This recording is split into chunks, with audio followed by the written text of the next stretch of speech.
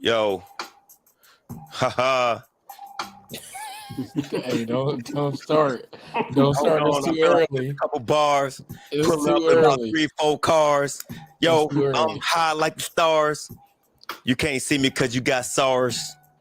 That got shit to do with breath. I'm trying to get right before I get left. Oh no. Fuck.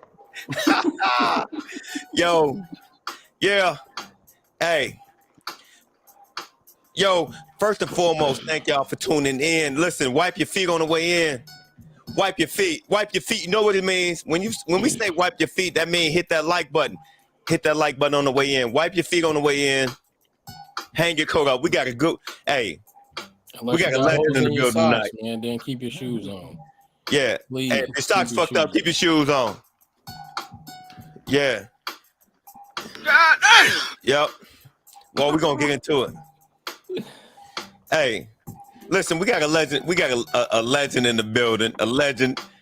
Yes, sir. It's my man's 100 grands. We're gonna get into it. Wipe your feet on the way in. We're gonna let that thing. We're gonna let that beat breathe for a minute. Can y'all feel that? Mm-hmm. Ooh. Yo, let that beat build. Oh. I feel like, hey, listen, I can't rap, but I feel like I want to.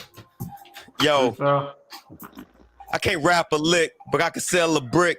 Telling you right now, I'm a lunatic. Yo. Bruh. Oh, we're going to get into it. YBE is in the building. YBE is in the building himself. YBE himself is in the building. Young black entrepreneurs. T.O. It's my nigga. Yo, we're going to let that, we're going to smooth that thing out for you for a minute. You know how we like to do before we get into the show, though. We like to have a little pre-party.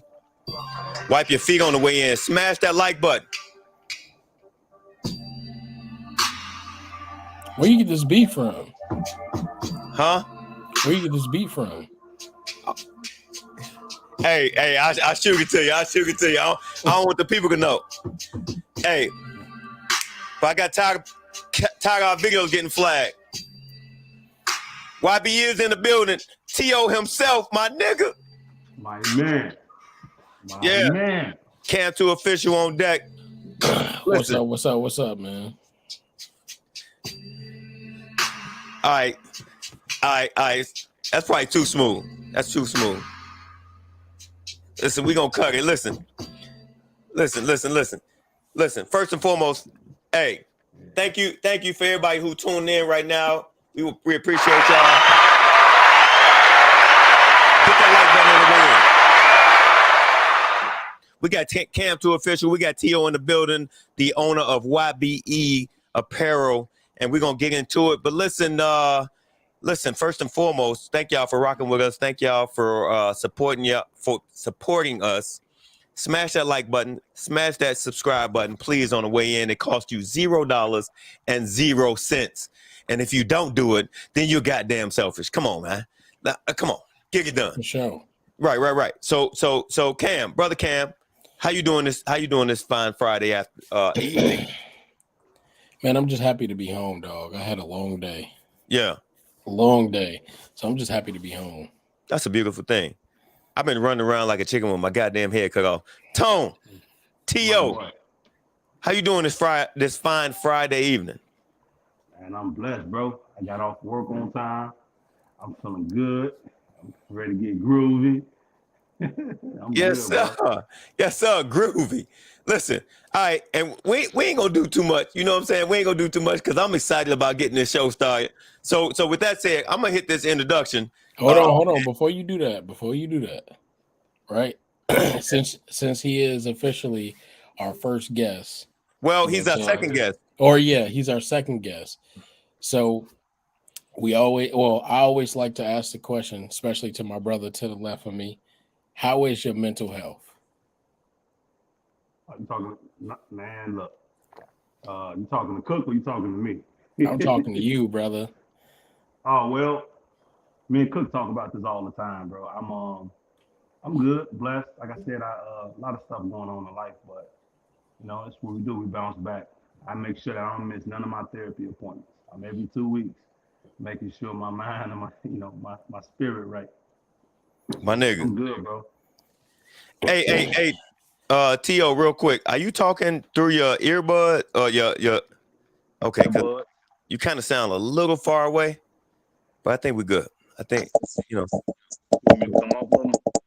I can hear you better with the earbuds on. I'll take them off if you want, though. Let's rock with it for a minute and see what's going on. But that being said, listen, we're gonna go ahead and hit that intro real quick, and then we're gonna come back. We're gonna dive straight into the show because this is the one that y'all gonna want to miss. When I tell you this nigga is full of surprises, I've been on this nigga we were 15 years in now, somewhere around up in them, and he never ceases to amaze me. So we're gonna go ahead and kick this intro real quick, and we're gonna dive right into it. Kick it!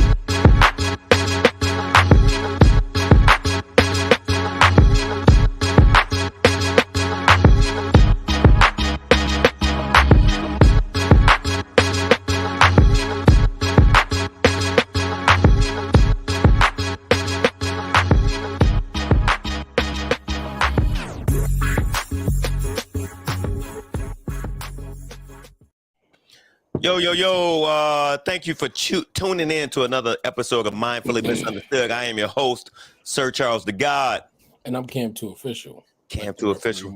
Like a referee whistle. And we got a very special guest with us today, Mr. YBE himself, T.O.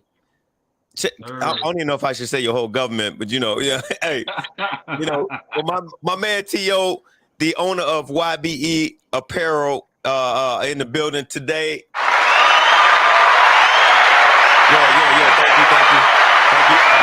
Thank you. We got a studio audience that's showing up and showing out. T.O., how you feeling today, brother? Oh, bro, I'm good, man. I appreciate you, showing love. Yeah. All right. So you look like you're in the lab right now. I actually am. Okay, so you in the lab right now. You in YBE headquarters? Yes, sir. Okay, I all right. Shipped out a bunch of orders, and I'm like, it's time for the interview. Hey, that's what's up. So first and foremost, let me address our studio audience and our virtual audience. Thank you all for tuning in. Please smash that like button on the way in. Wipe your feet. That's what we mean. When we say wipe your feet, that means hit that like button. Come on, man. Show some courtesy. It costs you $0.00. Also, too, don't forget to comment. Don't forget to like. And don't forget to share the content because tonight is something very different. Listen, we have my man T.O., and he's going to walk us through everything from growing up in the shy as a shorty to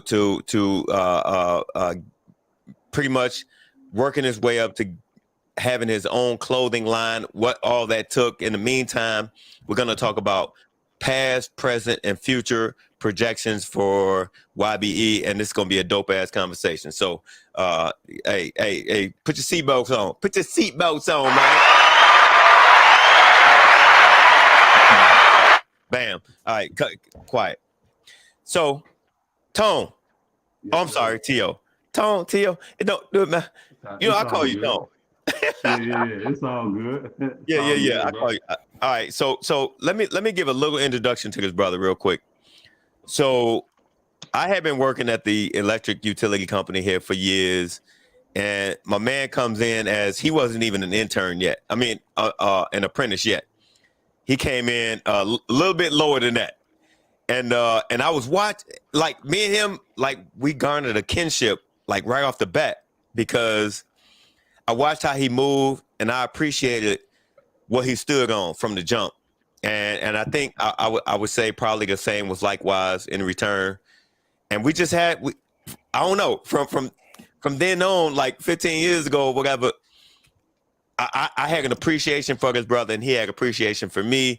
And we've watched each other's lives like blossom into some other shit that we can't even explain. So I'm glad to be here on for the ride to witness your growth, brother, for real. And we're going to get into it from when you was a shorty to where you at now. And I think the people need to hear it because not only is your story dope, but it could be inspiration for someone else who's out there trying to get it. So that being said, first question: where, I know where you're from, but tell the people where you're from. Where exactly did you live, and what was the climate in the area when you grew up? From Stateway Garden, Robert Taylor Garden, C-Town, you know what I'm saying? 39th and State Street, right off of Federal. Shit, man, you know, projects is projects. You know, everybody got the same type of upbringing. When you're in the city and you grow up on the low end, you know, my mom, my OG raised us. She was raising us while adopting other kids, trying to help a lot of people in the neighborhood. My stepfather, he was like LL in the neighborhood. He was like that man, you know what I'm saying? Rest in peace. He just passed away 2 weeks ago. Shit, man, it was a grind, man. Like, you know, the folk, everybody trying to figure out a way how to get in and get out. Before 21, we talked about that shit before, but like before 21, you just figuring like shit day to day. Everything is day to day till you figure out. I was always a hustler. Like I was gambling, boosting, or whatever little petty little stuff, you know, whatever little petty little thing I could do to try to get some paper, but I wasn't on nothing really much. All my uncles and, you know, people around me was like really like official people, so that kind of kept me, for the most part, out of a lot of trouble because I had front row seat to the ending of a lot of different type of stories. Mm-hmm. So let me ask you a question. So what was your first memory of like things getting real as it pertained to like money, business, like damn, hey, shit's real. Like I need to get on one way or another. I'm saying in the way of business or your interaction with people or what have you. Like what's your earliest memory? My earliest memory, I would say, where I realized like I had to get this paper. I had to figure out a way to hustle when my mom was having a hard time getting bills paid, and I was working 2 jobs. I was at Mickey D's and White Castle, and that wasn't even enough money to kind of, even though we was in the hood, that still wasn't enough money to kind of get stuff done. And then it was like, okay, I got to figure something else out because this little petty hustling and then trying to work these jobs, this ain't gonna cut it. And my OG used to talk a lot about like her quote, her number one quote, and I'll never forget. A quote is, "A man with excuses is sorry excuse for a man." Damn. So like, yeah, it's his show. So like, nigga, hey.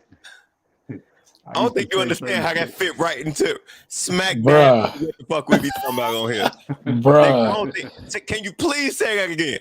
Just say it one more time. For the people in the back, please. A man with an excuse is a sorry excuse for a man. So like all the time, like a lot of the situations, like rather it been we're in the hood, they having a shootout, we happen to get out of the way, or you know, it's creeps in the building and we can't move and have fun the way we want to, or like money ain't coming in and you trying to, well, why can't I have this and I don't deserve it and I can't, and you making excuses. My OG was the type of woman, she was like a dude. So my OG would be like, boy, okay, well, how many hours did you work? Well, I worked these many hours, just check little. She, okay, found another job, found a better job. Oh, okay, I guess that's that's the solution. Like, so every aspect of life that I was going through, that was her forefront, always perspective on everything, no matter what. Because she started having kids so early. She helped me dodge having kids as a teenager. Because you ain't got no excuse. Like if I went through all this and I was homeless and I was this and I was that, what's your excuse? I made sure that you didn't have to go through nothing that I went through. And I kind of kept it at the forefront of my mind because this is a woman teaching a man this. You know what I'm saying? So I can't make excuses if I can't make excuses to my mama. That's crazy to hear that. Like your mom's your mom's was solution based. She was. She had to be. My mom was a street nigga, bro. My mom, you get to getting out of body or acting any type of way, she'll tighten you up, and she throw hands like Tyson. she'll get you in that corner and just get to going to work on you. But like my OG, she was a woman amongst men, so she always kept like a game face. She was never like soft or like, oh, I love you, baby, come here. She wasn't that way growing up. She was like, all right, look, you can't let them see you crying, and you know what I'm saying? You can't let them see you under pressure because then they're gonna take advantage of you. Now, that being said, though, do you ever wish that your mother was a little more nurturing? You know what? I talked about that in therapy, right? And we getting exclusive shit. Okay, all right. I grew up feeling that way, right? I grew up feeling like, damn, my mom, she was so tough, and she was this and she was that. But it's two sides of that. One side is I did wish that at times she was more like soft or, you know, because I was a pleaser. Like as a man having a mother, it was like it was never enough. I felt like it was never enough to please her. Like, you know, but when I got older, we had a conversation and she said to me, I didn't know how to love. She said that I was giving you what I was giving. So I didn't know how to be this way or that way. And granted, the environment we was in, there were men who were trying to take advantage of her. There were things that was happening that I was not aware of when I was younger, that she had to be hard-bodied. So when she told me later, it was like, I get it. I get it. I get it. Like I mean, it's reality and it's what shoulda, coulda, woulda been. I try to stay in reality. Like, all right, you was this way, but you the reason I survived them buildings. So now, what building did you grow up in? 3835. 3835, and that wasn't the Robert Taylor home. That was Stateway Garden. That was Stateway, right across from 3919. Okay. I grew up in Stateway, and then when I went to grammar school in Robert Taylor, and that's when I started hanging at Robert Taylor. I was in the 40s kicking and hanging. Once I went to high school, I was full blown, just in the 40s all the time. And that's kind of where T.O. and I conversation, like, we garnered a mutual respect for each other because we had some similar stories. I never make like listen, my parents were in the suburbs, but because I didn't have any brothers, I would always be where my cousins were at, wherever they were at. And they my earliest memory was them being at 4352 South State, apartment 1502. And you know, Stateway Gardens, Stateway, the Robert Taylor homes, or what have you, and that's where me and Tone started like trading stories, and we used to talk about how we used to play on top of the elevator, like yeah. I used to because in the Robert Taylor homes, the way you get on top of the elevator was you would open the door with your foot in between floors, and then you would jump up on the floor. And anyhow, there was a way to get on top of the elevator, and then you can control it. Right, so because the controller was at the top. when people would get in the elevator, they would punch like 2 or 4 or whatever the fuck, and then we'd take them wherever we want to take them. So and then somebody would be in the elevator like, is somebody up there? And we'd be like, hell no, shut the fuck up. So, ain't nobody up here. Yo, wow. So we had, although Tony and I, and then we had some other similarities that went on from that, and that really like solidified our relationship to know that like, yo, we some genuine guys. That being said, and so now, because I want to talk about before we get, this is gonna be about an hour long at least. Before we get into like your brand and that, I wanted to know how has gang culture impacted you from when you were a shorty? How, because you know that's a prevalent force. When we growing up in the hood, gang culture is there, and one way or another, you're gonna grow up in it. Whether if you avoid it, you're an enemy. If you're in it, you got ops all of a sudden. So how has gang culture, and you're gonna have to get specific because we grown ass men, and we ain't got to talk about who we represented or what have you. None of that shit. How has gang culture impacted you, and how did it happen? if it did? I know it did, but you know, people. Yeah. Well, what I will say is, I didn't. My biological father wasn't in my life, so my stepfather, who I just mentioned, he had passed away 2 weeks ago. He was it. He was like the gov. You know what I'm saying? He was a really important person in the neighborhood. So I just remember being a shorty, him and my mom, you know what I'm saying, dating. And that's my little brother's father too, both my little brothers. But I remember being a shorty. I didn't know nothing, but I used to stand like him. I used to take pictures like him. I used to be trying to like anything he did because you ain't. Well, I know for me, not having a father, any man that I latched on to at that age, I wanted. When they showed me they loved me and cared for me, I was overly like into them. Like, hey, I want to dress like. Okay, what do I do? Pop, what do I do? Can I walk like? You know what I'm saying? So for me, it started there. Like just wanting to be like the man that was like, first off, he was respected by all.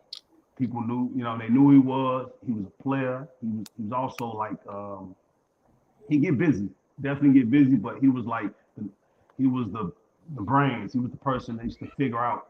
He was a solution-based problem solver in the hood, right? So something happened, he'll go get, he'll push it. Oh no, okay, look, well look, we'll have a meeting down here. We're gonna talk about. And I remember sitting in the meetings with shorties, like they'd come up to the house and I'd be in the other room, like, damn, Pop checking their ass. You know what I'm saying? Like, but that made me want to be what everybody was around me, to be honest, and to be quite frank, I was never like my friends or like how some people, not to call my friends dumb or no shit like that, but I was just not like them. A lot of my friends was like go hard in it. They wanted to prove it. They wanted to die about it. That wasn't me. You know what I'm saying? I was always a thinker. Even when I was in situations where things got real, that happened to me when I was more so on my own. Because in my neighborhood, I was kind of decent. Everybody knew me. They knew I was a hooper. I played basketball. So I was in every hood. I was in Ida Wells, the Ycctgs, Wentworth Garden, Robert Taylor, Stateway, Murder Town. I was everywhere. We was everywhere hooping. So I had like a good name, and they knew me for hustling, like shooting dice and stuff like that. So I had a pass because one, who my family was, my uncles, and being around other people, they knew that I wasn't really like a gang banger, like, yeah, nigga, I'm finna jump you type. That was never my thing. You know what I'm saying? But I was influenced by my pops. I wanted to be the honorable man he was. That's what stood out most to me about old school gangsters. Like they were honorable. They was like, okay, like when it was wartime, they used to be like, okay, well look, they tell the GDs and the BDs to be like, hey, look, from 3 to 6, we ain't shooting, war. It's a peace treaty till the kids get in the crib. And then after that, all right, cool. You know what time it is, you get caught. That's how it used to be. Pops, I come from that cloth. I'm from up under that. Where men were honorable. What you said you'll do, you do. You carry it, you carry it. You know what I'm saying? And you don't say nothing that you can't take back, because if you say it, you stand on it. It's yours now. You got, you know what I'm saying? You say you're gonna do this, all right, you got to do it, type stuff. So my friends, a lot of my friends, they was way more influenced than me. They was in it. Like I got friends that was in it, like kids, and they was doing every single thing adults was doing. See what I'm saying? I was a little bit more like, why you want me to do this? Why you want me to do that? Did he deserve that? Nah, well, it don't sit right with me. Like you ask too many questions, dude. Hey, real shit.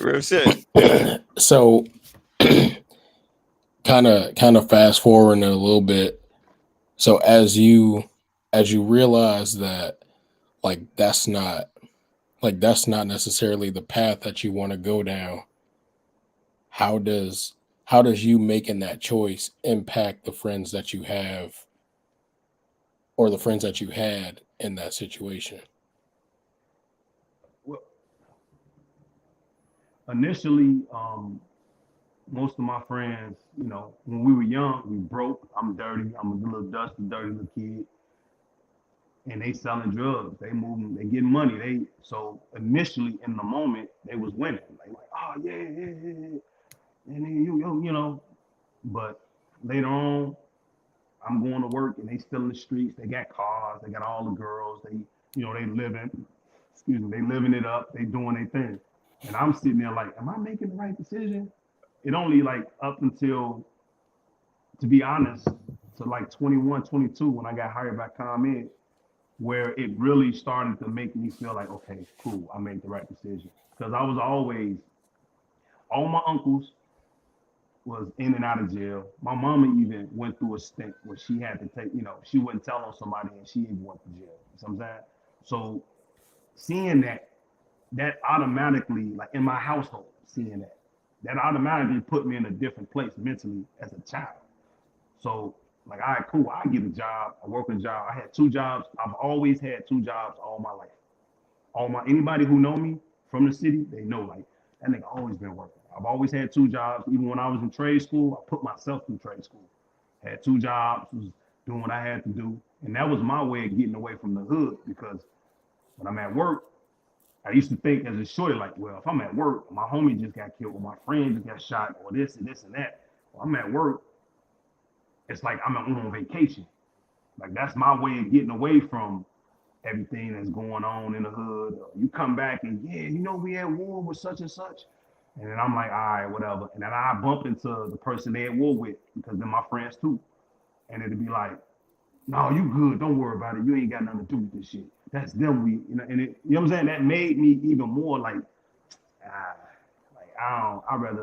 gotta get the fuck out of this. And then my grandmother, my first trip outside of, I used to think that you get a car, you just ride around the hood like everybody else. Get fresh, get a car, drive around the hood. Same 20 blocks every day, all day. My grandmother, she took me to Kansas City, Missouri. That's where she stayed. That was my first time seeing like green grass, where like it was real, like like real grass, people playing outside. My grandma didn't lock her door. I'm like, what the fuck? Like, grandma, they gonna break in here. She, boy, nobody breaking in nothing in here. That was my first introduction to like, yep. It's more to life than this bum ass project shit. Mm-hmm. So that being said, with the understanding that okay, gang culture is around you, you know, there you're starting to pay attention to economics, meaning money, how money is being moved around. What was your first? What was your first idea on how to move money and how to manage it? If you could take us back, because I want to bring us back. A lot of people don't understand that when it comes to business, a lot of times it's how you came up looking at money and how you learn managing money. So I want to, before we get into the business aspect of YBE, I want to know like the earliest urges you had to how money works and how you should be operating with money. Well, Can you take us there? Okay. Uh, it ain't that intelligent, I promise you. You just made that sound real good too. It ain't that intelligent. Like, okay, what we used to do, right? I'm 12, 13, maybe 11, 12, whatever. They start there. We was gambling. I was shooting dice and shit, right? So my whole strategy was, okay, I know the big folks downstairs serving. I know what time they serving over with. I know what time it start. So now all I gotta do throughout my day is raise about, say, $10. They gonna be shooting dice, and they ain't gonna tell me I can't shoot. They gonna take my money as they gonna take anybody else. So my goal used to always be, swear to God, from line I'm flying. I start shooting. I get down there with the big folks. They shoot. I turn my $10 into about $100. I'm a shorty. I turn $10 to $100. I take 50 of that, I put it up.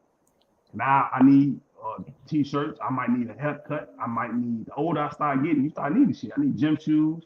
You know what I'm saying? I was like 15, buying all my own shoes, get my haircut, buying me clothes, 16, 17, 18. Oh yeah, I got this shit mastered now. So I take whatever I win, I take a third of that, put it up. I take another third. I take another third of that and like give my mom some. Like if I hit big, like big as I probably ever hit as a shorty was like maybe $2,000. I gave my mom like 800 of that right on top. Yeah, put that on the bill. So now that gives her a little leeway and she'll leave me alone because she's kicked my ass. I be gambling all night. I come in the crib. and come in the crib and she'll be like, Mom, look, I got money. Look, I got money. She like, all right, motherfucker, you gotta make sure that, I'll be like, I'm good. Yeah, I yeah. ain't get no ass over tonight. But you realize that in my mind, it was always about the hustle. I've been a hustler all my life. And I used to just try to figure out, okay, cool. I take some money that I won and I go buy some shit and then I go sell it. This is me as a shorty. Like, okay, cool. They selling FUBU shirts. I found a clucker or somebody who's experimenting with certain Crackhead is cool. Crackhead is cool, nigga. So I found a club and they be selling something. I jew them all the way down to like, all right, cool. I buy whatever they got, pay it off, get it half off. And then I take that and then now I'm going to talk to the, if I'm shooting dice, I'm, hey boy, look, I got I got this, I got that. And then I say I bought this shirt, I got it from a club for like $5. Selling it for 10. Hey, yeah, boy, this is real. This is the fool. Like, yeah, give me that. What other shirts you got? And I'm, all right, cool. Now I take the little hustle I just did. I take that, and then I'm back in the dice game now. So now I'm trying to hit the dice game.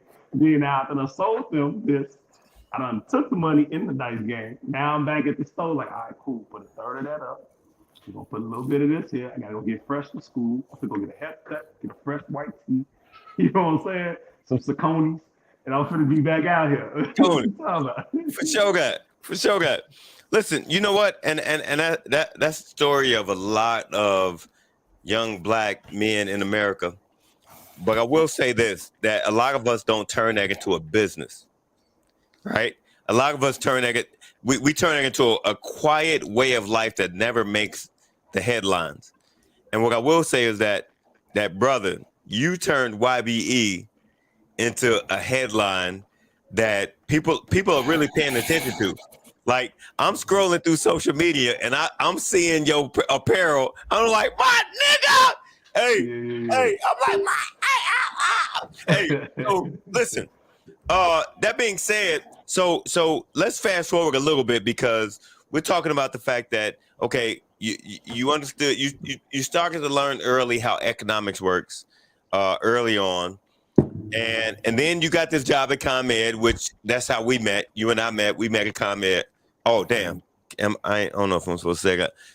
This electric utility here in Northern Illinois. So you and I met there, and then you and I, like, we garnered a relationship. And I started, we understood that, man, we kind of think alike on a lot of shit.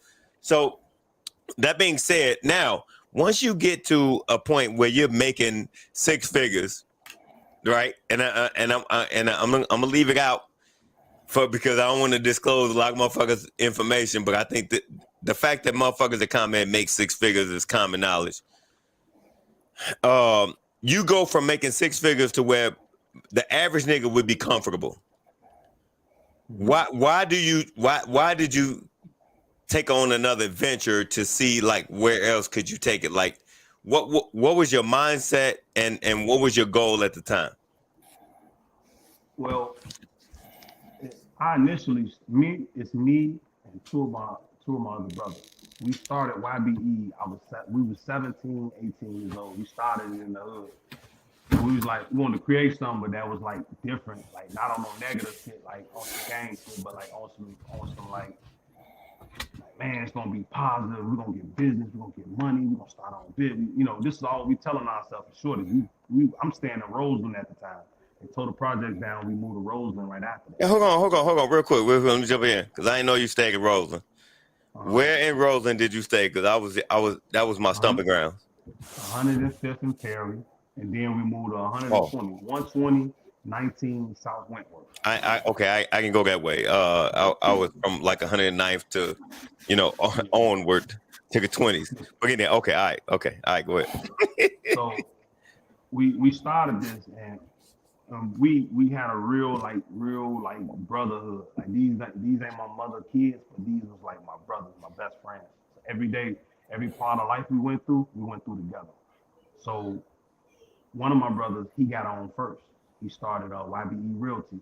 He had bought a house. He had kids early in life, like as a 10, 15, 16. He had kids super early. So he had bought a property, put it in YBE Realty. Then he started, renting it out. Then he started a trucking company. But then my other brother, he got on right after him.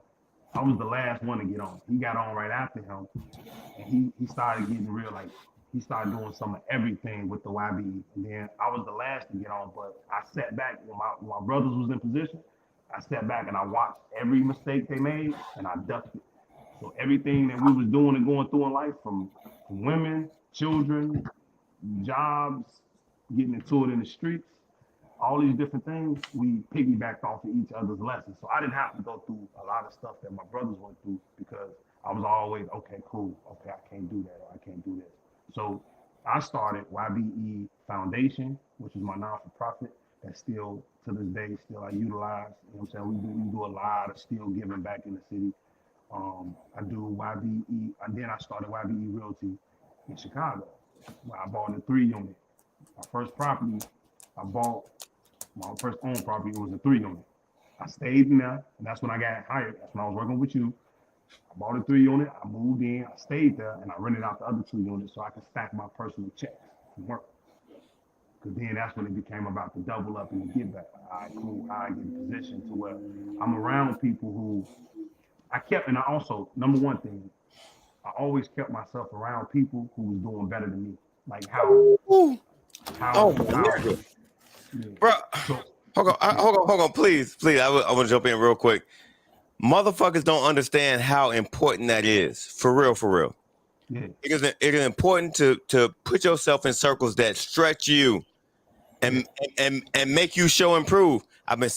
Oh my God, I've been saying this forever, and motherfuckers act like they don't understand the concept. Listen, I'll say this real quick. I would rather be the worst in the room full of greats than the best in the room full of basics. Mm-hmm. I'll say it again. I would rather be the worst in the room full of greats than the best in the room full of basics. And essentially, if you guys don't adopt that mindset, you are hustling backwards, because you are missing your opportunity for growth. But go ahead, brother. Go ahead, Tio. Yeah. And me keeping that type of mindset, I'm humble. Like there's no person on earth who can ever say that I'm not. You know what I'm saying? I'm humble because you have to humble yourself when you're around people who doing something you want to do. Like when I first got hired, what's the first thing I said to you? I said it to you. I said it to what's your boy, your man's, the one I call LL, Floyd and Jay. Jay, yeah. Floyd and Jay. My nigga, I remember my first day. You was speaking Spanish. You was in that joint. You was taking up Spanish, and I come in the room and I see all of the clerks at work. They standing around you. I'm like, first I had just already worked with you, and I'm like, this nigga cold. But then we get back to the office. You in the room. The clerks and the call center was there at the time, right? Yeah, the call center. So, so you talking and you just so your nombre es sincero, no me está la cama, mira, oh my God, güey. I'm just like, oh,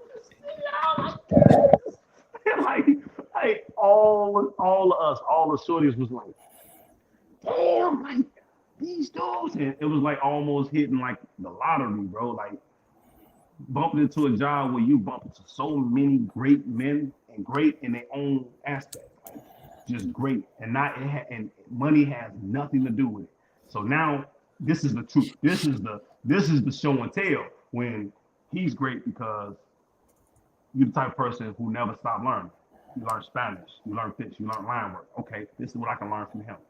We get to the parking lot. I see Floyd and Jay with the Tahoe and the Cadillac truck on 28. So 6 of Hell them. yeah. So look, we come in. Hold on.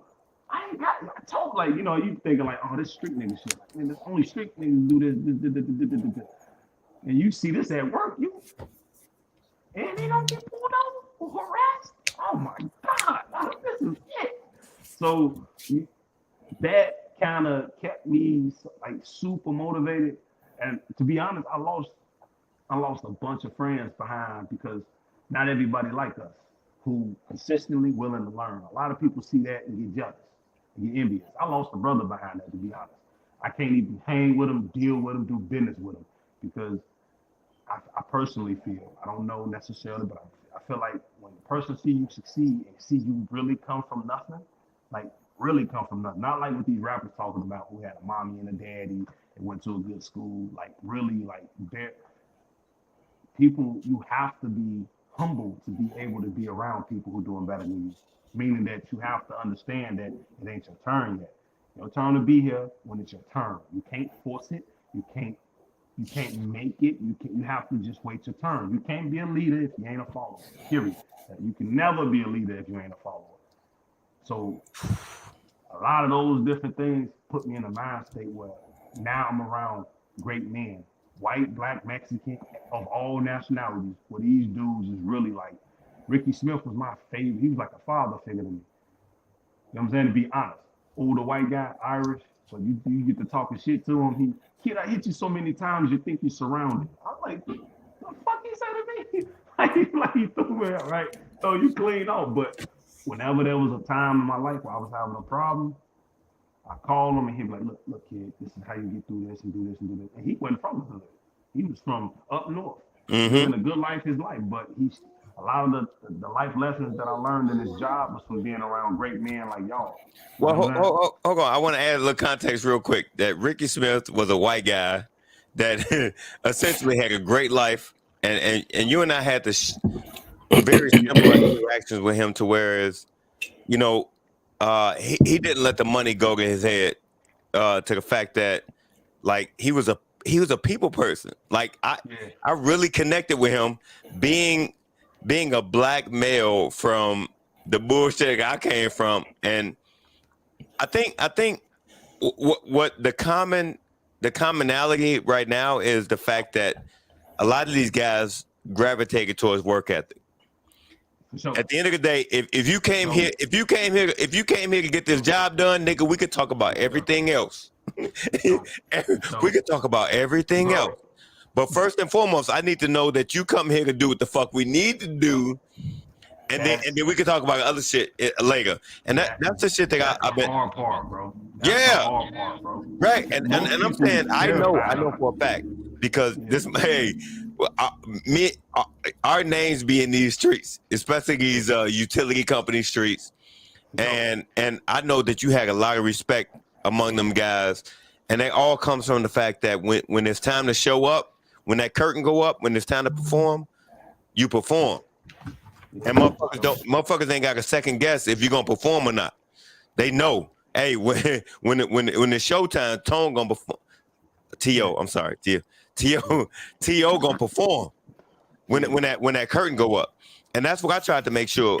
When that curtain go up, you already know you already know what Sir Charles the God gonna do. I'm coming. Hey, it's showtime. So that being said, I think Cam had some. Go ahead, because I yield the floor. So I got two questions for you. My first one, I want to go back a little bit to kind of like the mindset that you had, you know, in like your early teen years. You feel me? Like when you was talking about how like all your uncles was going to jail and how you saw that progression. And I'm only bringing this up, Cook, because we talk about this all the time. We talked about this last week about how people. I always stress that people have a chance and a choice, right? And you see what you see in your life to affect you either positively or negatively, right? And I always use this analogy where you have either both parents that show you what you don't want to be, or you have parents that show you what you do and what you don't want to be, right? So in your circle, you have so many examples to show you how many people failed at, you know what I'm saying, whatever they did, right? And I always argue the point to say, just because your uncles and your mom and your dad do those things doesn't mean that you have to go down that road. Yes, that road might be a little bit more difficult because you're breaking that family curse of doing the same shit over and over and over again and expecting a different result, Yeah, right? So yeah. I want to know, how did like your mindset in those situations, how do you navigate that? Because I always tell people, right, and we said it last week, um, your mindset is really, really important, especially when we come from where we come from, because that'll determine our circumstance. Yeah. So that's my first question to you. Well, that's simple. Like, bro, when I tell you, like, I spent, like, that's what this, we talk about therapy, right? This is really like one of the major reasons. Like, therapy is extremely important to me. You suffer. Like, there are things like people look at the winning right now. They look at the winning. You, oh yeah, I'm winning. But don't nobody think about when you was crying. Like, that was numerous nights, bro. When there was wartime in my hood, I couldn't go to my hood because they were shooting at the building. So you know what I used to do? I used to walk up and down. I could tell you from 35th, no, from 39th, 35th to 27th in Michigan and Indiana. I used to walk up and look at them nice houses. I swear to God, from line on flying, I'd be, man, gee. And I by myself. I used to talk to myself a lot. I swear to God, I used to coach myself through the hardest parts of life. Something happened, my mama pissed me off, or I can't go to the hood at war, or whatever's going on. I just going to walk. I'll walk up and down the lakefront. I'll walk from 35th downtown and back, just talking and thinking and going back and forth with myself. And that was my source of, like, constantly reminding myself, like, yeah, bro, like, this can't be it. This can't be the only thing in life. So there's numerous nights I cried myself to sleep. There's numerous nights where, like, just shit that I've been through, it hurt that you still feel the pain. And you're a kid, Right. and when you're young, you don't know how to compute it. You don't know how to understand why is it going on. You feeling like the victim. But at no point have I ever accepted the victim role. The victim role is, ooh, me, look, why you do that to Hmm. me? What's Exactly. me? Nah, we ain't doing that because I am the backup. There is no backup. I learned that early. When shit was going down, I was always the guy who had to be front and center. So if you always got to be front and center, it gives you a certain air, and it comes off as arrogance, right? It comes off as arrogance to people who might not understand. Like, Hmm. bro, like, I had to be hard. I had Yeah. to, I had to see things. I seen things that people hurt themselves behind, and I'm still here. So that lets you know that, like, them lonely nights, them crying nights, them nights where people like, you ain't gonna never make it, and you this and you that, and you doubting yourself moments. You doubting yourself, like, man, I ain't Facts. gonna, So when all those nights and all those different things is how I keep myself gassed up and motivated because that's my fuel. Like, I can always, I'm not my job. I'm not whatever I got going on. I am what I've been through, and that's my gas. So when I'm at work and I'm dealing with, when I first got hired, I had a really rough time adjusting from, Cook could tell you, I had a tough time adjusting from, you can't say that or you get punched in your mouth. They say, people who not from the environment we're from, they're used to, like, in the real world. This is not just because of whatever. This is in the real Yeah. world. Most people in the real world are not used to being punched in their shit for saying something disrespectful, or are not used to immediate repercussions. Bruh, that is. So I literally just had a conversation at work today with the same woman that I argued up and down with, and Cook know who I'm talking about. yeah. So this week, the group that got hired in at my job, all 15 of them quit at the same time. Damn. Message. So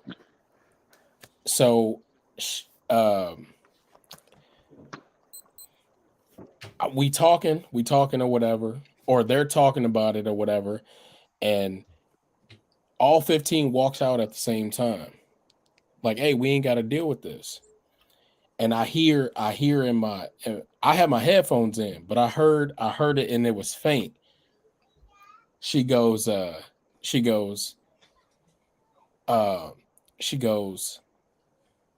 they're just weak. And I'm like, are they weak? I don't think that's the right word for it. I said, because the morale here is people are used to talking to you crazy.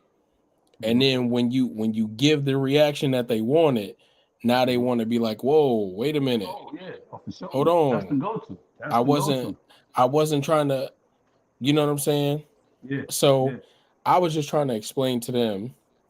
I'm like, sometimes it's not about you being weak. I think you guys don't understand when you say certain things that are that we deem disrespectful. And I wasn't saying we as in black people. I'm just saying as in general, people in general. When you say something disrespectful, and I'd use the analogy, bro, if you don't talk to me like that in the grocery store, don't talk to me like that here. Real shit. Because in the grocery store, I'm gonna slap the shit out you. For sure. And It's like then we gonna, language. you know what I'm saying? It's like a certain language that it's like back in the day, if somebody called you a bitch, you know what I'm saying? You automatically throwing hands because it's like, nah, I'm gonna show you your bitch. Yeah. Right? Or if somebody talked about your mama, it's automatic. It's you gotta catch the hands. Yeah. So that's all I was trying to get them to understand was it's not necessarily that these people are weak. It's okay from a company standpoint. I need to investigate this more because why would we ain't talking about one or two people? We talking about a group of 15 people all walking out at the same time. So it's like, what type of morale is my company building to where people just feel comfortable enough to say, hey, I know you pay me X amount of dollars, but this shit ain't worth it. And I'm out. For sure. And it's up. It's one of them things that, bro, like I said, I had to learn this the hard way. Getting in trouble at work. Allegedly people getting slapped at work. Allegedly. From what I hear. And it's like my nigga. Allegedly from what I hear. So, but one thing that did teach me though, as growing up and growing as a man though, is you can't fight every battle either. Like some people just gonna be ignorant. Some people come from a certain upbringing where they will never get it, and you have to be okay with they will never get it, and you just deal with them how you deal with them. We at work, we got a job. I work with you, cool. We're done. Okay, I'm leaving. You get to a point where you understand that, like, and it's also a part of your piece. Like, I know how to interact with you, so now I don't get mad anymore because I know that you're incapable of having facts or that. So you're incapable of having that conversation. I'm so proud of my nigga. I swear to God. Hey, Tio, I'm so proud of you, man, because you come a long way. I'm sitting here like emotional a little bit because I know who you were 10 years ago, 5 years ago, and like the growth you like yo, this nigga is okay. Can I'll say this, and a lot of people don't know because they don't know you personally. This nigga's with the shits, okay? Like with the shits, And me and him share similar stories to the tune of, I don't know if you ever gotten so mad to where you didn't even give a fuck about you, but certain shit has to happen. And even if it puts you in danger or in peril, missions have to be accomplished. And I'm saying, yo, that's why I got so much respect for this guy, because I understand, and largely his moguls aren't really anything to do with him. Like it be other people and principles. And that's what we like. We sacrifice ourselves for other people. And all three of these men on this panel right here, we sacrifice ourselves for other people. I really want to dive into right now, because we've been almost on for almost an hour, and we really haven't gotten to YBE. And I really want to dive into YBE. Right? What made you start thinking about going into business for yourself, and tell me the story behind the start of YBE, Young Black Entrepreneurs. Well, YBE Apparel was officially started by one of my partners. It was officially started by him, to be honest. This is my brother, one of the three founding members of YBE. He started YBE Clothing. He called me, and I was the guy out of all of my, I used to shop 2-3 times a week. So I'm going to get a fresh fit with shoes. Because, we used to get off from 16-hour shifts. Oh, we finna hit Wrigleyville. Or we finna hit up north. So I used to go shopping a lot. So my brother called me one day. He like, yo, I need help with this business, bro, because it's like, it's expensive to be, doing this and doing this and doing that. I'm like, shit, this is my brother. All right, whatever. I'm with it, whatever. What do I need to do? And initially, I came into it just like rocking the brand. Well, it wasn't nowhere near what it is now. It was something totally different then when he started it. And I'm telling him, I'm like, bro, well, look, I buy clothes, I shop often. Look, this is what we need to do. We need to upgrade the premium, the quality. We need to throw all this old shit away. We need to come up with something totally different. We need to rebrand this whole move, what we doing. We worked for so long, and then, we didn't see eye to eye. So it got to a point where I'm telling him, I'm like, bro, I'm doing pop-up shops once, twice a week after 100 hours a week at work. And I'm doing pop-up shops, and I'm busting it out, the pop-up shops. I got shirts, I'm jogging suits. We did one event where we almost made like $10,000 in a weekend. And I'm like, holy shit, like, oh, there's some real money behind it. So you start doing that, and then I'm really into fashion. I like to dress. Like everything you see, I made this. I got this made. I designed it, and I told them this is how I want it. Boom, boom, boom. And a lot of the hats, from the hats to the, you know what I'm saying? Hold on, let me throw the hats in there. You know what I'm saying? The hats in there, the Chanel patches. You know what I'm saying? We throwing some of everything in there. But I'm like, bro, people like quality, and we kind of had a big disagreement. But he went his way, went my way, and I rebranded, and then I started just flooding the system, flooding anything that I could with just shit that people want to wear. Popping up. I went to Clark, Atlanta. I'm going to do an HBCU tour next year, where I'm hitting every black college that I can. I took everything that I learned and experienced with him, and it made me learn. It made me see that it's another way. Like this could really be something. And I did a lot starting off with my non-for-profit. So if I'm making shirts for my non-for-profit and I'm taking it to the basketball team at Taylor Park, or I'm buying gym shoes for the shorties who ain't got no pops or who ain't got no shoes, or I'm buying boxing gloves or gear for the kids who at the training center boxing who can't do this and do that. It's like, I want to wear something that represents me, but I also want to make sure that when I'm representing it, it represents the story too. Like, all right, this is the brand, this is where it started, this is what we do, this is what's important to me. I don't care about money. It's never been about money. And to be honest, the business don't make me no money right now. It's all about just the love of this shit, and I'm trying to build and create something that means more than just, oh, this is somebody with some nice shit. Nah, this shit is bigger than that. It's way bigger than that. That's why I'm having fun with it, bro. I done took losses. I'm learning. I made mistakes. I dealt with, whatever come with it, I'm with it. Because the hard part about any of this shit, is people terrified of hard work. People are. I never realized until I became older how scary niggas is when it comes to putting in work. They want the easy route.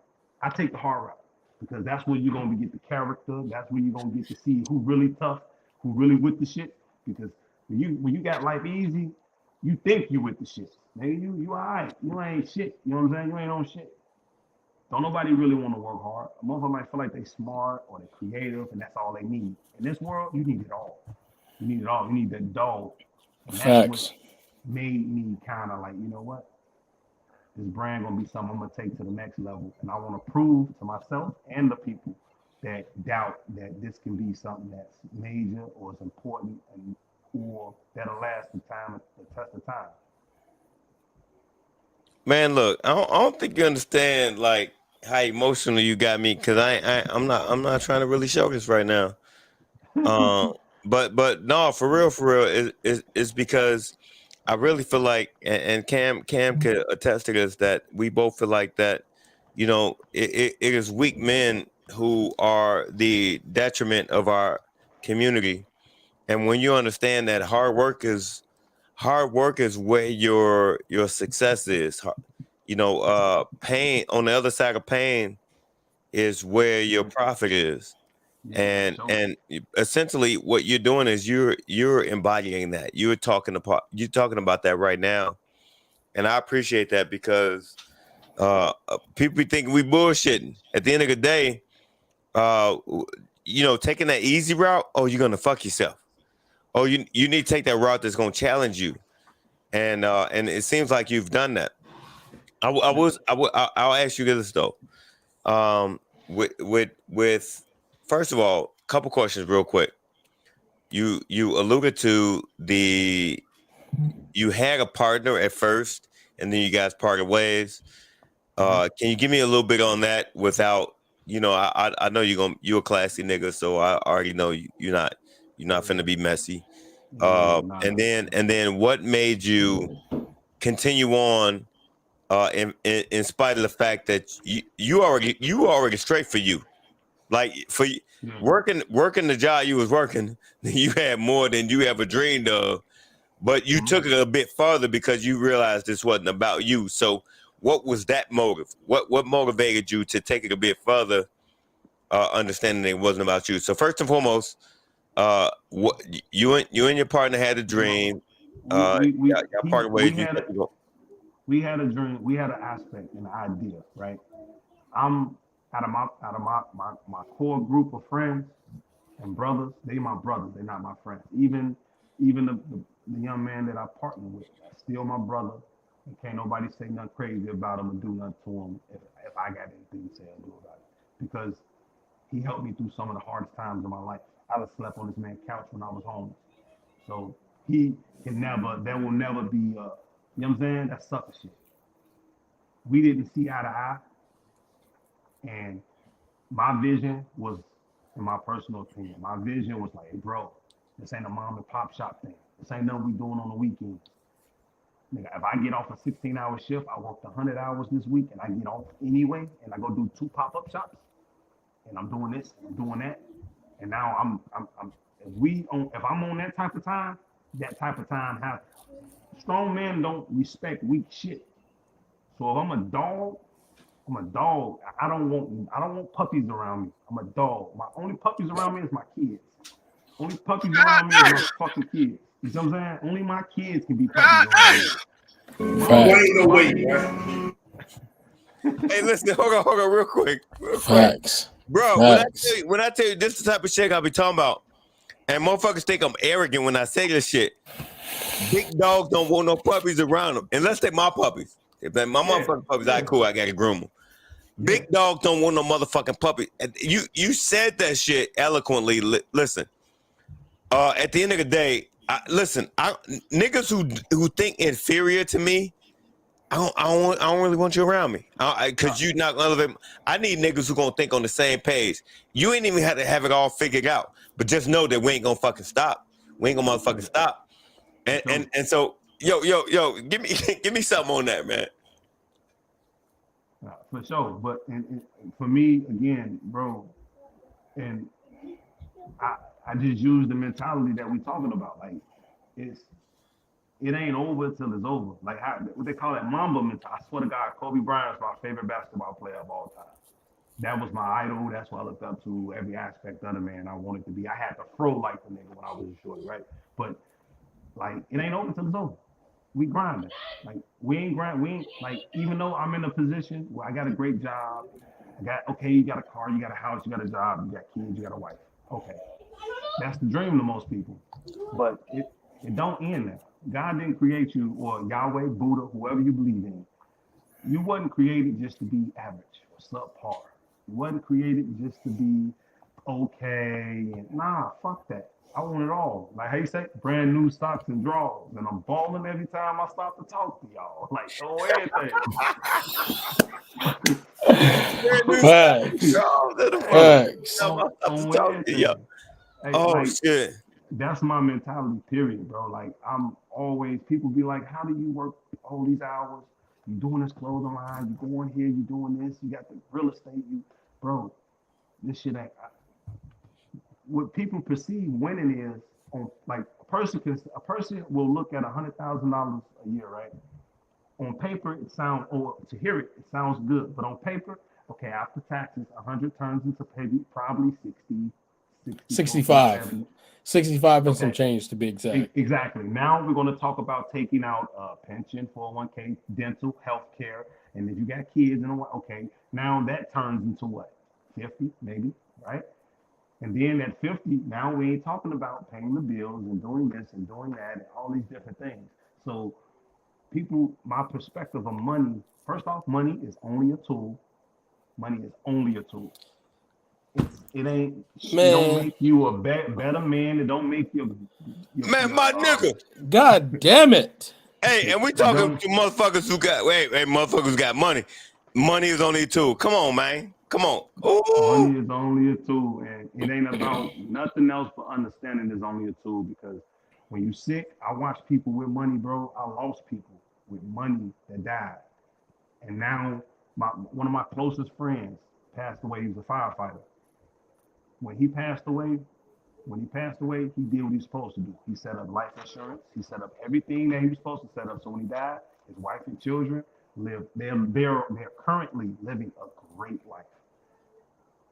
You start to think about purpose and the shit that really matters. Money is only a tool, but at the same time, the shit that you're supposed to have in place, those are the things that become important. So for me, the reason I keep going is because if winning is really making the money we make without having to go to fucking work 16, 17 hours a day. That's when you really winning. You ain't winning because you got a job where you're making this money and you have to be there every day, missing recitals, missing rehearsals, missing all these different things that really matter. Facts. That's real shit. And I ain't shitting on. I still have a job, so I'm not acting like I'm holy or none of that. This nigga rich as fuck. But anyhow, yeah. So I'm so glad you said that shit, because I don't think people really understand. Like when I tell everybody, and Cook know, because I double down on niggas that try to make excuses. Yeah, for sure. Because it's like, if every nigga had your mentality of woe is me, bro, we wouldn't have no men out here. So it's like when I tell a motherfucker, like, okay, you hate your job, you could change that. Mm-hmm. Yeah, you don't make enough money, you can change that. And I tell people now, because motherfuckers be like, oh, if only I make 6 figures. I make 6 figures. I'm a 6-figure nigga. And that shit is not what it's cracked up to be. I would genuinely rather quit my job to love to do what I do now than to be clocking into somebody's clock. Mm-hmm. But motherfuckers don't really understand, like when people say, like, if you really love what you do, then it's not a job. Mm-hmm. Like content creation for, like, and I can speak for me and Cook, like content creation for us, especially when it comes to men, I feel like we have a message that every nigga needs to hear. because it's not just about you getting up and going to work, brother. Like bro. everybody can do that. Anybody could get a job. The hard part about any of this different stuff, and this is what makes men, like I say, there are some men that ends up in the content creating statute, like what you guys are doing. You guys are more important than you know. That's because you might not comprehend. The thing that made Kevin Samuels super like big deal to everybody. One, shock value, but two, right or wrong, he was saying shit that other men thought they were scared to say. Mm-hmm. I That's know real that true. shit for sure. I know that shit for sure. Mm-hmm. So when you got men that are men, not like, and I'm not shooting shots at nobody. I'm just saying like what I perceive. Ain't no excuse. If you have children, you take care of them. If you have a wife and a family, first off, you got to make sure shit is right when it's time. So if something happens to you, they're good. At any point, Facts. in every point, these are the most important things as a man. And then everything outside of that, it's all you. It's go time. We on dog time. We grinding. We doing whatever the fuck we need to do because the thing that becomes what makes you great as a man, not money, not the bitch, not none of the shit that niggas you chasing, is legacy. Like I'm trying my best, bro. And I could know we talk about this all the time. This shit, all this is about legacy for me. Like, okay, I want to leave something. My babies, when I pass on, and my babies can say, "Oh man, my daddy." I listened to my wife talk about her grandfather. Her grandfather was they owned first black-owned furniture store in Illinois. This dude was the truth, the truth. He had pictures with Rosa Parks, Malcolm, Martin Luther King. He was one of them. So when you start talking about legacy, the one thing that you normally realize what goes first, money goes away first because people steal it, whatever, it dries up. But the thing that lasts through generations, hey, my granddaddy, my pops, you know what I'm saying? It's not attached to money. Like my stepfather who just passed away, he wasn't rich. He didn't have a bunch of money, even though he ran my whole hood when I was a shorty.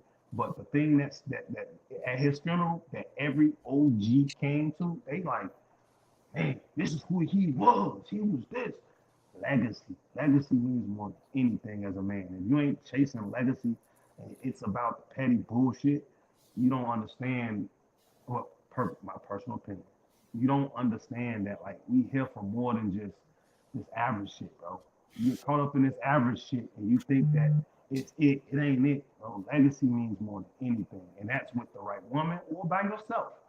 You ain't gotta be with nobody, or you ain't gotta be with a man, or whatever the case may be. I don't personally think you need to be with a person to pull out your legacy, but some people pull it out of you. Okay, cool. You got this side, now I can focus on this side. Let me focus on getting this, that, and the third together, so that way I can try to live out what my purpose is. Facts. Damn, Tone. Hey, T.O. just dropped. If you motherfuckers ain't caught up on that, man, look here. I don't know what the fuck wrong with you. Listen, T.O. That's real shit right there. Hold on, let me turn myself down in the headphones. There are a lot of people who really don't understand what you're talking about because Turn it up just a little bit. Can you hear me? Yeah. Oh damn! So this okay. So at the end of the day, there are a lot of people who really don't understand what you're talking about because there's a principle that is foundational when it comes to this shit. And when I say this shit, I'm talking about how it pertains to what Cam and I talk about in the way of health, wealth, and relationships. Let's dive into the relationship piece. Relationship is essentially how you interact with your fellow brothers. Mm-hmm. And the thing about it is how you interact with your fellow brothers is purely based on how you present yourself. How solid are you? How committed are you to figuring out how to solve problems? How committed are you to figuring out how the group in which you affiliate with, whether it be your family, your friends, coworkers, whatever the fuck. How committed are you to making sure that your affiliates are good? A lot of times we be so selfish. So I really want to, because we damn near hour and a half into this shit, but I really want to get into the fact that YBE, when we talk about the clothing brand, how was YBE derived or cultivated in the sense of how your partners could eat? You know what I'm saying? Like, and I know we talked about this, but when you put this into play, what plans did you have for your partners? What plans did you have for yourself? What plans did you have for your family members? Because I know that you being you already good by yourself. You were already good. You were good. If you did nothing else for the rest of your life, you were straight. But you chose to take a path to where you make sure that everybody around you was good. What was the catalyst for that? Well, again, we started this together. We started it as on some brotherhood shit. Like, okay, I'm my brother's kid's godfather. You know what I'm saying? Whenever my brother was going through something, like I said, I was going through the rough part of life. I was sleeping on one of my brother's couches. You know what I'm saying? And if I'm sleeping on one of my brother's couches, now he's having a hard time. With my youngest brother went to prison. Yeah. Oh. You should say it. Oh, Sit for a minute. you want to mute your? Oh shit. No. No, but one of my youngest brother, when he went to prison, I made sure that it was money on his books. I made sure that every aspect of what I said and I committed to, because he was one of the founding members. I was like, all right, cool. And when he came home, the idea was, okay, oh, that's baby girl. Yeah. Yeah. But when he came home, the goal was, okay, you home now? Come on, let's put you on your feet. Right. And right now, he's a coordinator. He's a construction coordinator for one of the transit units here in Chicago. He came home, got on his feet. You know what I'm saying? I had his back from the beginning to now. And right now, he's a six-figure. The thing about, you talk about building, you're not going to really win by yourself. First Facts. You have to have a team. Like a lot of the stuff that for YBE Apparel to get to where it's at right now, I swear to God, it's only because I utilize my network. Because people know me for what I do, like, right? People know that I'm a good person. I'm respectful. You know what I'm saying? I show support. You got what going on? Your baby girl selling cookies? Okay, cool. Here, give me some and keep the money. Tell baby girl to give them away. Or if you my man, if I say you my man, and I fuck with you in a way, you got a bar? Okay, cool. Me and the guys from work, we finna go to my homie bar. Whatever it is that I could possibly do to try to help, I'm trying to help. And if I can't do nothing physically, what you need? You need a painter? Okay, I got a painter. You need it's trying to be resourceful. And that's the thing that kind of makes you important. Yeah, because yeah, you adding value wherever you go. And that's one of the biggest things that we talk about. Exactly. Being able to add value to everyone around you and not be a liability, because once you're a liability, everything you get dropped real quick. You offset the motion, and I recently went through that where I had to cut every liability.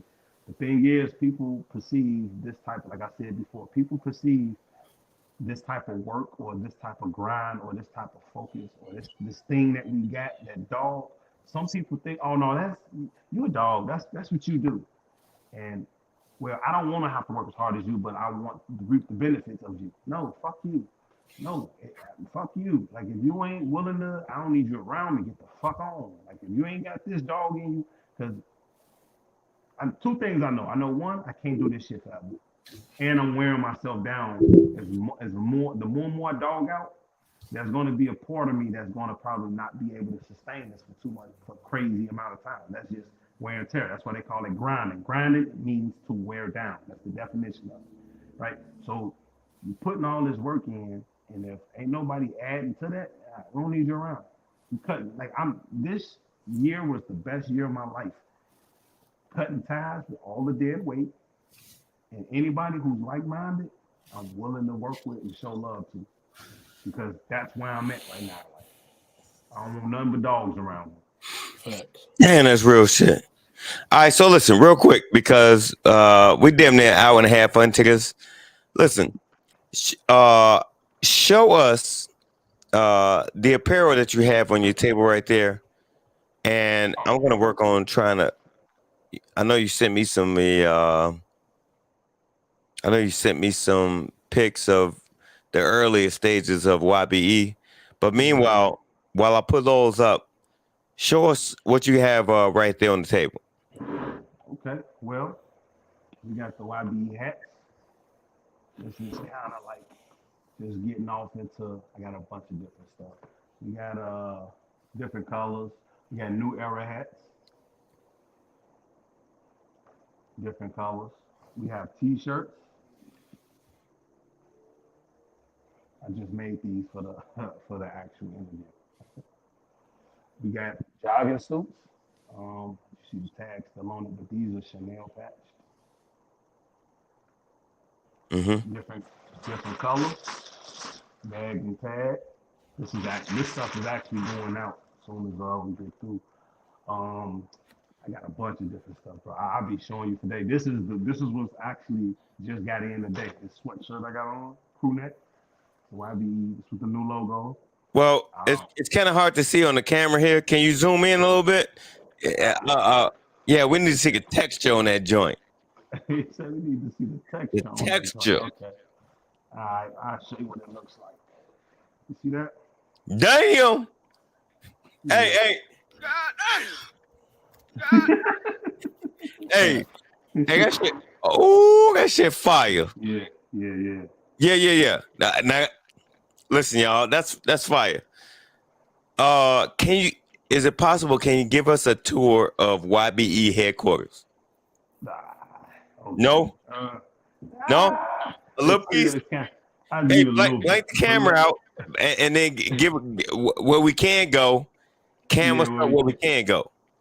I'll pan where we can go and what as you can see, I keep it on the screen. This is my motivation every time I come in. I look at my website on the screen. This is the lab. This is where all the pressing and everything goes. Everything sold out this Christmas. This Christmas season was really good. Everything sold out. And then everything else is just a dressing room, obviously.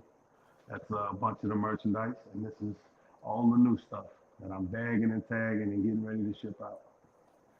And this is my favorite picture. This is my favorite picture in the whole spot right here.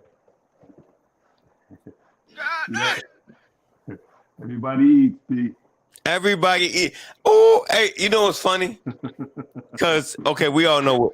Well, if you don't know where it came from, then please hand in your black card right now immediately. I will be revoking it. But me and T.O. was talking about this shit many years ago. And we saw everybody eats, B.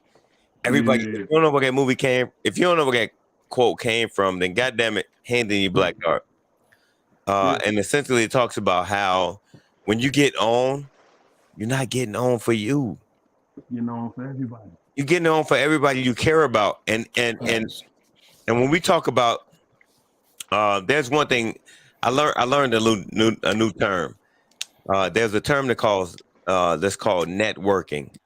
There's another term that's called net weaving. And net weaving essentially, when I know someone, I may not be able to benefit from the relationship, but I can allow someone else to benefit. Yeah. Exactly. And so I'm gonna introduce you to this person and I may be out the equation, but something happened in that relationship that cultivated business. And we need to be on that what for you real. build right there. That's what we talking about building right there. Like You see Wall Street, you feel me?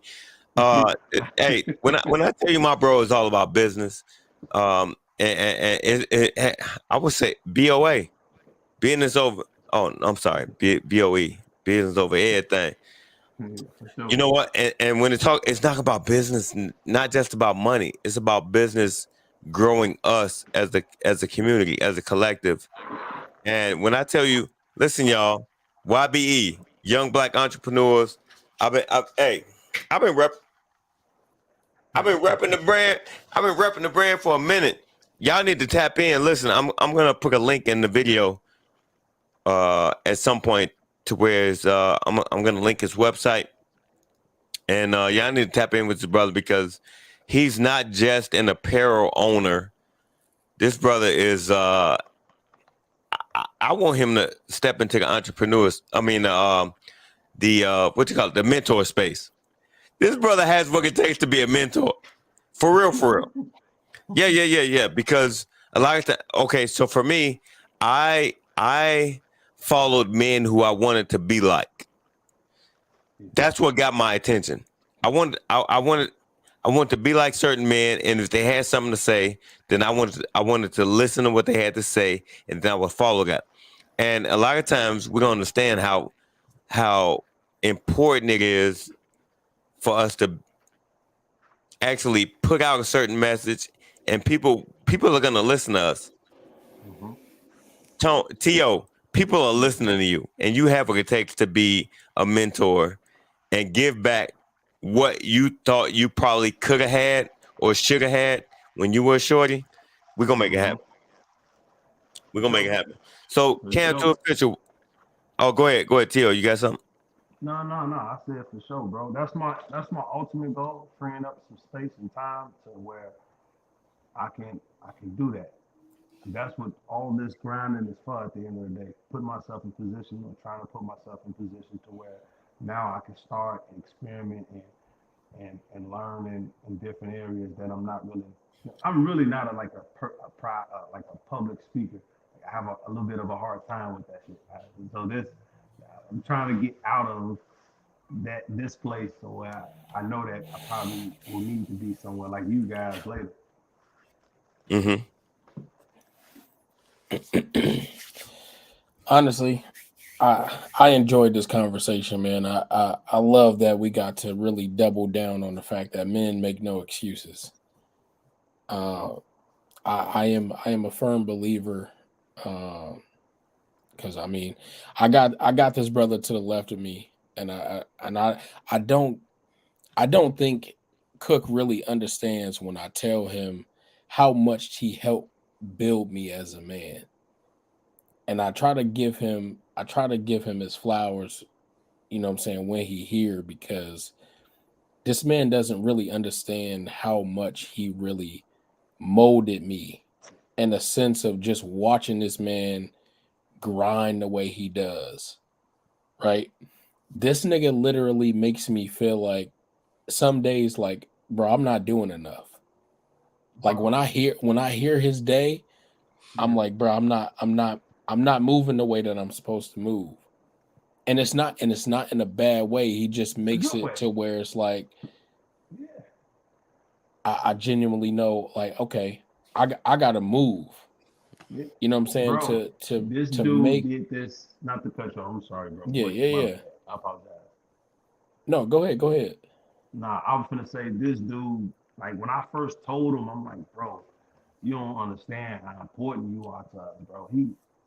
At first he thought I was on some Ycctg shit at first, right? What?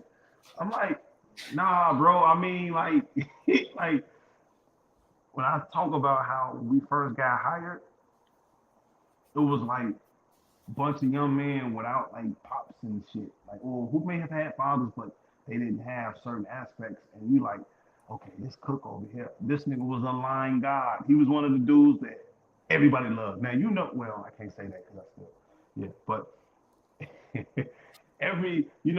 sometimes a person can be liked by somebody or not by a certain somebody. Everybody loved him. he was like fucking Bill Cosby in the 80s. No no pun intended. No pun intended. But like he was just like I wasn't drugging bitches. I wasn't drugging. But he was like the dude when we first got in. So everything you saying, I swear to God, I know it to be true. I know it to be a fact because even when I was telling him like, bro, you didn't know how we looked at you. He's like, what you mean?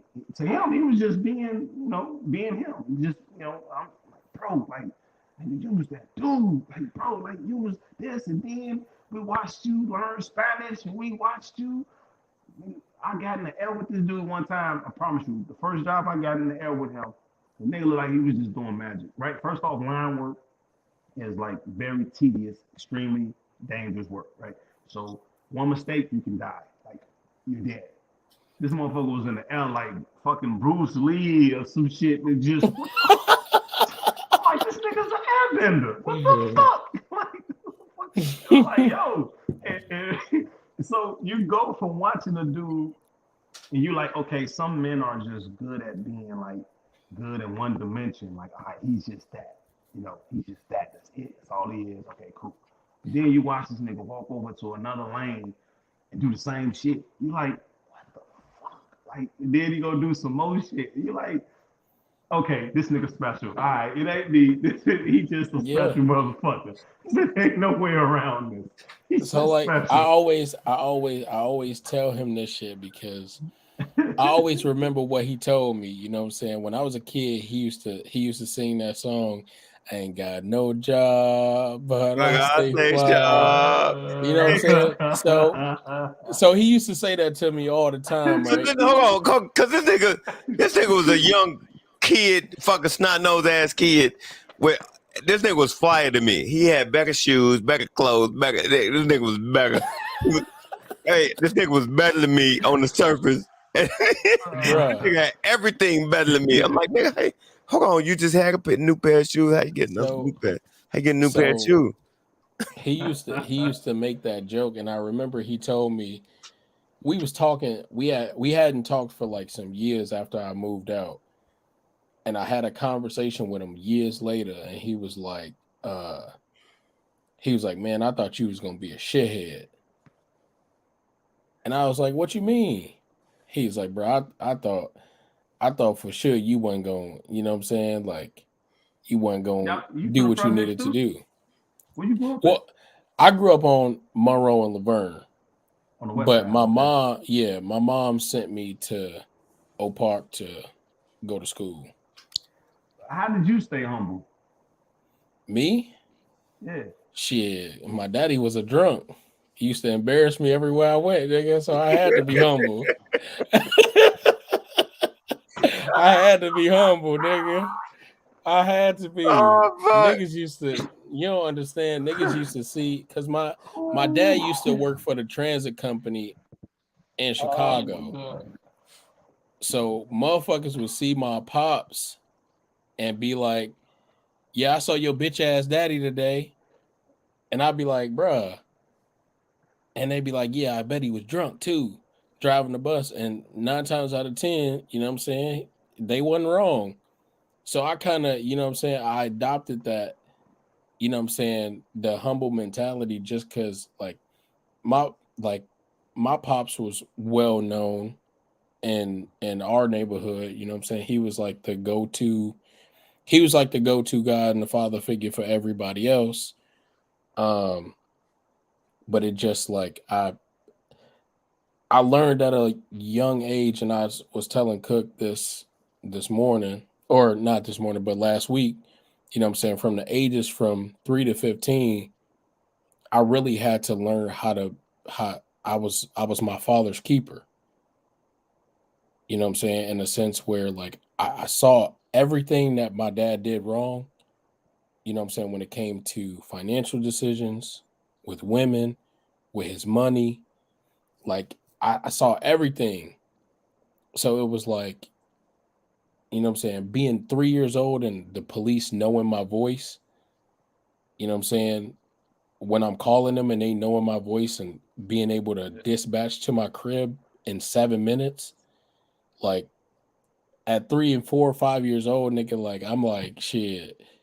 At some point, you know what I'm saying, that started to click with me, and I was like, yeah, no, I knew what I didn't want to be. You know what I'm saying? So I was able to it was able to click to me a little bit faster than it did with other kids. You know what I'm Yeah, man. Well, blessings, bro. Blessings to you, bro, because we all go through our own trials and tribulations. A lot of people ain't built for this shit, bro, and it breaks them. For Mm-hmm. you to even have the mentality where you still tough with this shit, hey, I look at that like that's something to be proud of, bro. For shit show. For real though.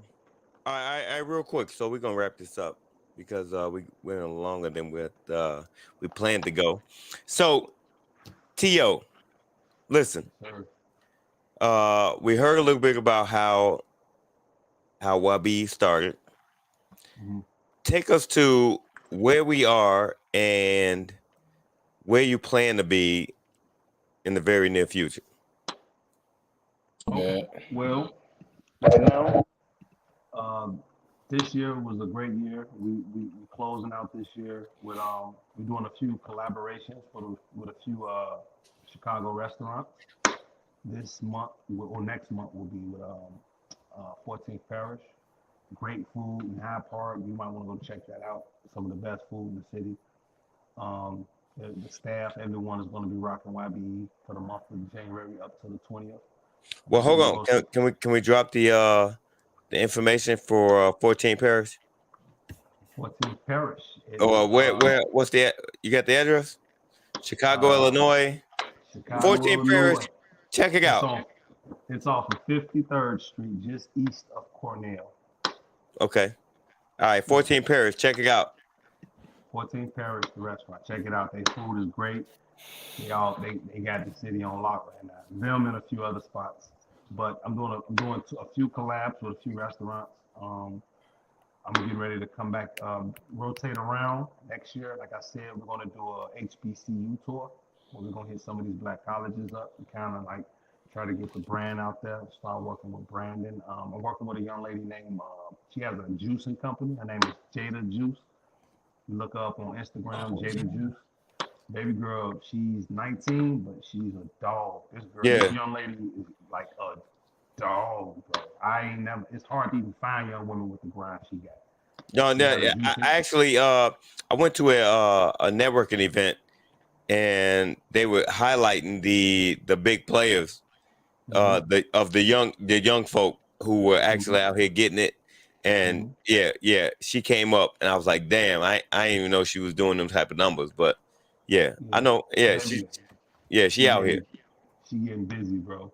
I'm partner. Like I said, I'm just moving forward. My perspective, my objective, my goal is to try to partner and work with anybody who has the same positive message, who carrying that same energy. I'm open to working with anybody who's on the same mission. So next year is gonna be the best year we ever had. This year was the best year so far because artistically I got a chance to kind of get off into learning how to deal with manufacturers.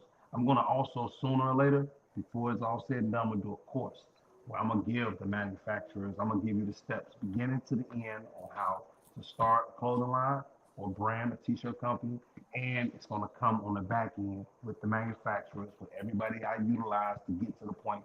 But I want to get to a point where I am successful first before I start trying to sell some game.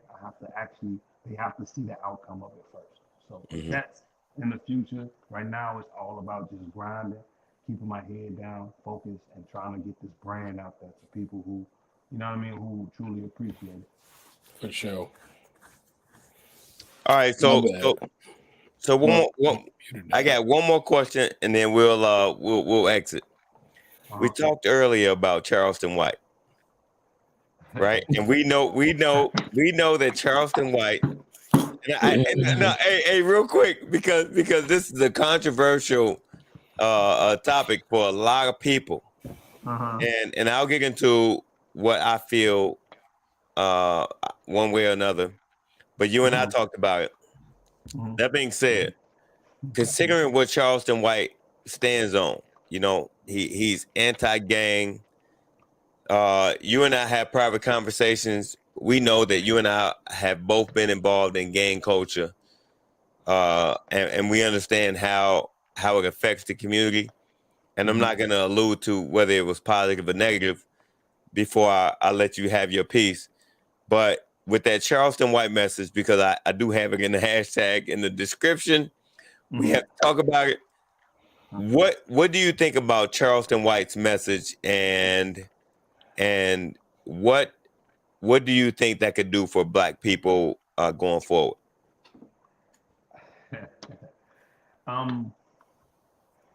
Well, what I will say, cut and dry, most of the stuff. Okay, well, I looked into some of the stuff he was talking about, especially when he said that he was involved in the community. Because a lot of people just talk. When you find out that he really is doing the things he say he do behind the scenes, that's one to the good side. Like, okay, this dude really like. And I think that the antics, the loudness, the over the top, that's just to draw the attention. But when you sit down and listen to what dude's saying, bro, I'm sorry, like he right. Like a lot of this shit, bro, we are gotten so far off teeter to what rap and what the message and what our kids supposed to be, that we so far off teeter. You're gonna need a crazy extremist to kind of pull that rope back to the other side. And not saying he's the only one, or not saying he's always even right. Because some shit he say, it's not what you say, it's how you say it. Some shit he say that I heard, I'm like, nah, bro, you shouldn't say it like that. But I do get the shock value. It's to make people feel uncomfortable. So now people are listening. But the thing about niggas, they hear, he said, what about who did this? And they be like, nah, listen to the message first and then have an opinion. Being an older man, it's like after 20s, you forced in life to slow down and think and listen. So I sat and listened to his interviews after hearing the clips. I'm like, this nigga crazy. What the fuck wrong with him? And then you listen to the clips, you watch the whole thing. You're like, oh. Now don't get me wrong, this nigga crazy. Like the last interview where he upped the poll and and what? I'm like, yo, okay. Like I hope this was an act, but you know, nobody's perfect. Like you think about the most gifted people or the people who changed the world in so many different ways, bro. Nobody's ever been perfect. So it's like you have to give a motherfucker a way to be retarded or slow. Cause I'm like, bro, I'm a tweaker. I will definitely tweak, depending on who playing with me in a certain way. So I understand like his message. He dead on, bro. He dead on. It's just sometimes I wouldn't say some of the stuff he say, even if I felt it, because you ain't hard to get up with. But for him to have a heart and be willing to die behind the shit he say, man, you gotta respect that. Like, man, you know, he's standing on that. Like, that's my opinion.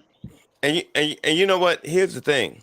He talks freely about the fact that he's not afraid to die. He's willing to die about everything that he believes in, and he'll stand on that. My position has been when I challenge niggas who are suicidal because they bitch left them, nigga, take on a greater cause. I'm saying, yo, take on a great. Listen, okay, your bitch left you, and somebody else clapping them goddamn cheeks. Take on a greater cause than you, and be a martyr. If you go, hey, nigga, if you gonna suck one out the chamber anyway, I'm saying at least do it for a reason. I'm saying do it for a goddamn reason. And here's what I'm saying. Charleston White, and I ain't gonna lie, he puts me in the mind of a motherfucker who was suicidal at one point, and he was like, man, shit, nigga, if I'm gonna die, nigga, I ain't gonna do it my goddamn self. Let one of these other niggas do it for a cause. Yeah. I can see that. Niggas sucking one out the chamber. Niggas sucking one out the chamber because that bitch gave up pussy to some other nigga. But I'm gonna digress. Listen, at the end of the day, I'm saying we got to be smarter, man. And one tenet stoicism that I practice is that we are not here for ourselves. We are here to serve. We're here to serve. And when the moment you forget that you are here to serve is the moment you actually lose value in this world. We're here to serve, man. And I appreciate you, man, because at the end of the day, you and I have served each other in so many ways, like it's like crazy. And as we continue through this thing called life, we're going to continue to serve each other on greater levels. And so that being said, the Charleston White thing, it deserves so much more airtime right now that we can't give it. So we're gonna have to do a part 2 because we need to talk about growing up in the hood in Chicago. We need to talk about gang culture. We need to talk about the pros and cons, because I think there's a pro to gang culture, and I tell you what it is, and I'm gonna leave with this. Gang culture cultivates the warrior spirit in a lot of niggas. Gang culture cultivates the warrior spirit, but For now the real ones, yeah. and that warrior spirit is needed in our community to elevate the black family, the black woman, the black man. That warrior spirit. Unfortunately, that warrior spirit is used to combat our fellow black man on frivolous issues such as you in the wrong goddamn neighborhood. But anyhow, so that what I'm saying, bro, you know, Tone or T.O., that warrior spirit, we need that. Where it's guided to, that's something else. That's another conversation. So anyhow, T.O., in closing, do you have anything you want to say to people? Man, follow us on Instagram, YBE_apparel, on Facebook, YBE Apparel Chicago, and our website is www.ybeapparelchicago.com. We got, like, watch us get busy, man. Like I said, this ain't you seeing it, but the work gonna show. The work gonna show and prove itself. You buy you something, you get you something. You gonna always be able to get a hold of me directly. For now, until I get to a point where I can answer every call, but I'm on the grind, bro, and I appreciate anybody who supports the movement and support what I'm trying to do. For sure. Cam 2 official, what you got? In closing, man, men be men. Stop making excuses.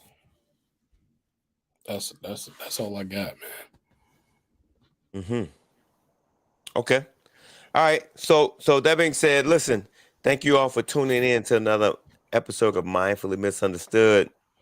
I am your host, So Charles the God. And I'm Cam 2 official. All right. And I want to say real quick that I really want to pinpoint the fact that, you know, we're talking about a young man. He's not a young man anymore, but a brother who actually had his every adversity handed to him, but he found his way out. Here's a brother who doesn't make excuses. He finds solutions. And this is what we talk about in a way to on the road to excellence. A man needs to understand that excuses is not allowed. On the road to excellence, we need to focus on solutions and not excuses. So, right. And so here's a brother who actually had every reason to find an excuse to not succeed, but he said not so. And so we're going to tap into this brother a little more in the future, because Tone T.O. has a lot to say that we talk about in the background that hasn't been brought to the forefront. This brother is full of wisdom. Oh yeah. a modern day goddamn what you call it, guru, modern day guru. So that being said, listen, thank y'all for tuning in. We appreciate y'all. Please don't forget to hit that subscribe button, like, comment, and at some point we're gonna start posting our goddamn cash apps because y'all need to support the work. God damn it. And that being said, we out.